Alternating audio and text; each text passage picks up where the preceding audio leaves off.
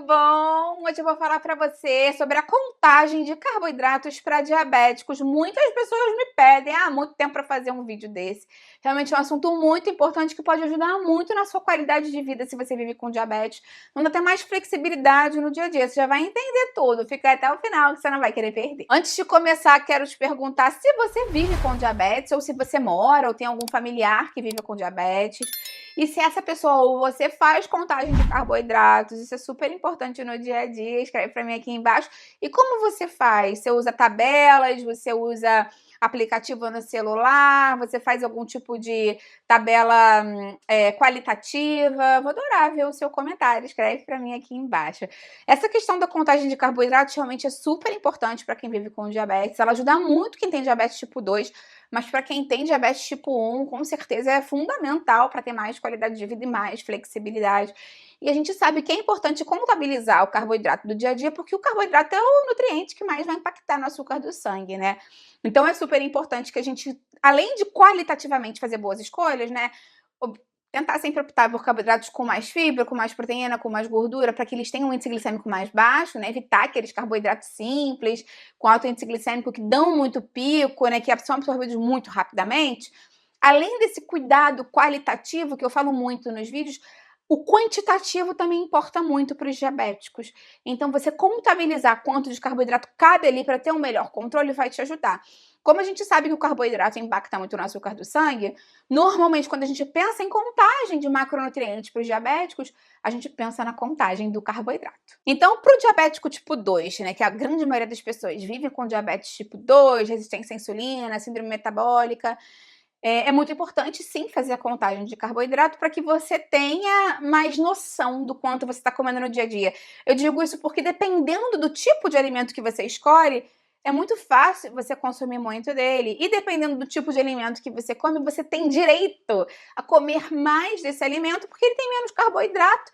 Então é mais interessante para a sua saúde. Então o ideal é que você fique com até 60 gramas de carboidrato por refeição. Podendo ser menos, podendo ser mais, isso sempre vai variar de pessoa para pessoa.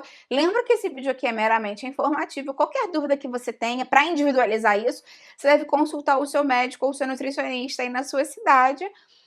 E o ideal é que você, como eu te falei antes, escolha carboidrato com menor índice glicêmico para que, de fato, além de você controlar a quantidade desse carboidrato, você saiba que esse carboidrato não vai te dar um pico de glicose no plasma, né, no sangue, e não vai causar aquele desconforto e aqueles problemas associados ao aumento do açúcar do sangue, né? A glicose é aumentada no nosso sangue.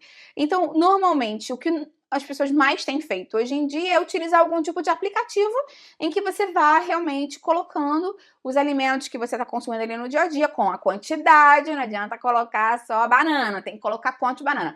Tem gente que é mais certinho e pesa, tem gente que coloca em medida caseira. O ideal é que você tenha uma noção geral para que você vá colocando aquilo ali e vendo quanto você está consumindo de carboidrato. Inclusive, isso pode te ajudar quando você voltar no médico a verificar por que a sua glicose não está conseguindo ficar controlada, quais são os momentos do dia em que você tende a comer mais carboidrato, como é que você está fazendo essas combinações, o que você poderia otimizar para melhorar esse controle. Falando em combinações, a gente já sabe que isso é super importante, né? Então lembra que eu preparei um material bem legal aqui para quem vive com diabetes, com receitas, cardápios, muitas dicas importantes. Eu vou deixar o link para esse material aqui embaixo na descrição para te ajudar, se você se interessar, e também para outras duas condições, né? Para emagrecer de forma mais saudável e para ajudar a diminuir a inflamação do corpo. Então, se você se interessa por esses assuntos, dá uma olhadinha aqui embaixo na descrição. No começo, talvez isso possa parecer um pouco intimidante, né? Tipo, agora toda hora eu vou ter que ficar botando lá no aplicativo, vendo as tabelinhas para ver quanto tem de carboidrato.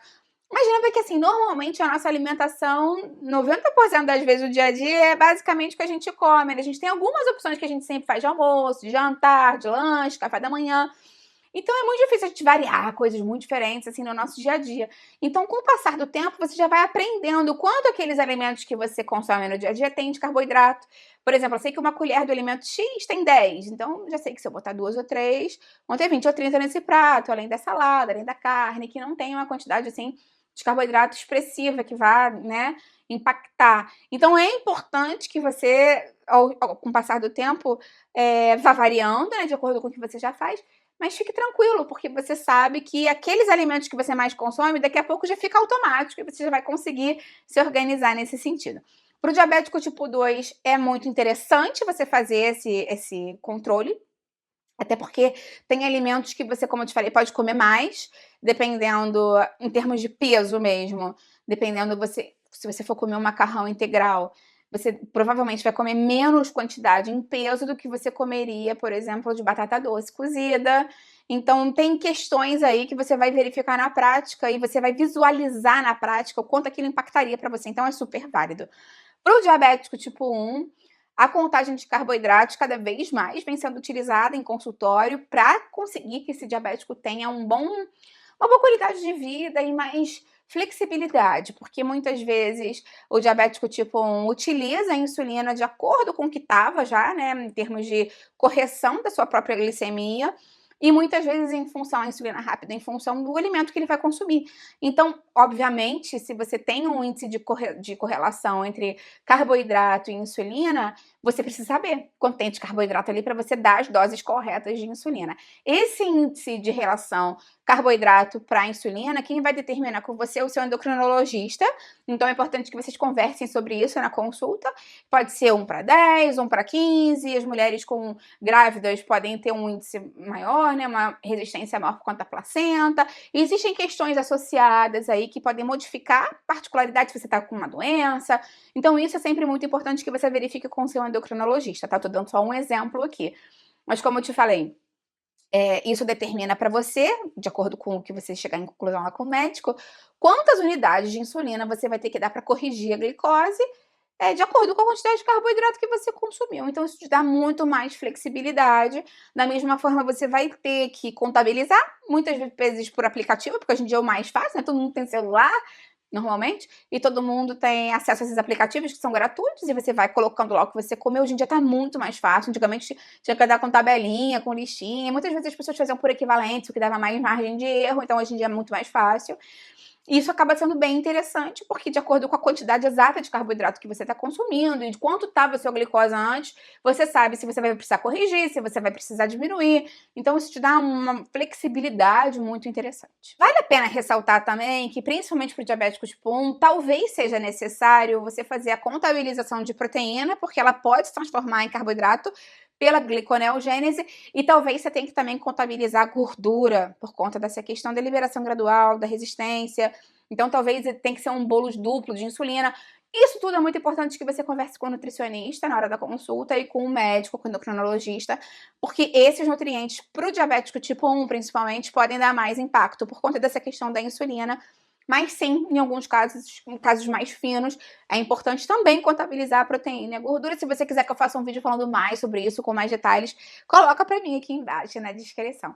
Me conta então se você faz contagem de carboidrato, você conseguiu verificar quais alimentos você consegue comer mais no dia a dia do que você gosta, porque tem menos carboidrato de forma natural? Quais são eles? Eu vou adorar ver o seu comentário. Lembra de deixar a curtida no vídeo, que isso me ajuda muito, e compartilha com quem vai gostar, com quem precisa. Vamos juntos ampliar essa corrente do bem, que é isso que eu quero aqui com o canal. Até a próxima. Tchau, tchau.